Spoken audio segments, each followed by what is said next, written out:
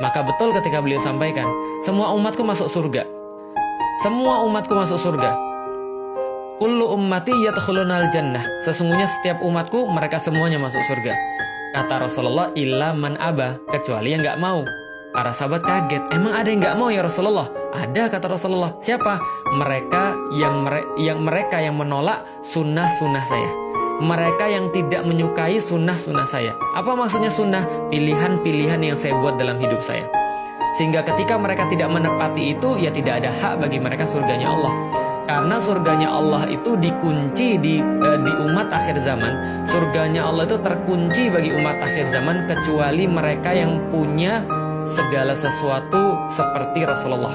Jadi maksudnya mereka hidup dengan cara Rasulullah, mereka berbicara dengan cara Rasulullah, mereka berdakwah dengan cara Rasulullah, mereka memimpin negeri dengan cara Rasulullah, mereka menyelesaikan permasalahan-permasalahan hidup mereka dengan cara Rasulullah. Maka ketika di hari kiamat Rasulullah mengenali mereka sebagai bagian daripada dia, Rasulullah mengelompokkan mereka di belakangnya Rasulullah, kemudian sama-sama ke surga, baru dibukain sama Rasulullah pintunya. Karena pintu surga itu nggak bakal dibuka sebelum Nabi Muhammad yang ngetok dan masuk duluan. Jadi enak ya, umat akhir tapi masuknya duluan. Datang paling akhir tapi masuk paling duluan. Kenapa? Karena barokah mengikuti choices Rasulullah SAW.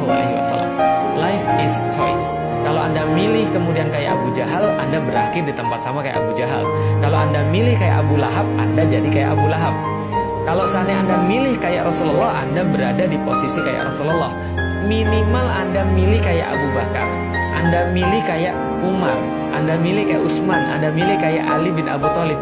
Ustadz, itu ketinggian, kok minimal gitu kan ya? Oke lah, minimal Anda milih kayak Wahsy yang jahat di awal tapi baik di akhir.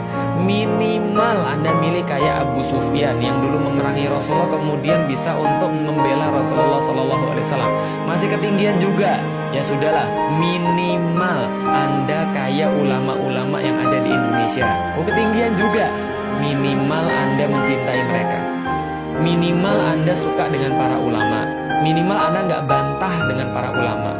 Anda nggak merasa sok tahu dibandingkan para ulama. Minimal Anda mendukung dakwahnya. Minimal Anda menyukai tausiah-tausiahnya. Minimal Anda membantu program-programnya. Kenapa? Rasulullah SAW itu pernah menyampaikan sesuatu, almar'u ma'aman ahabbah.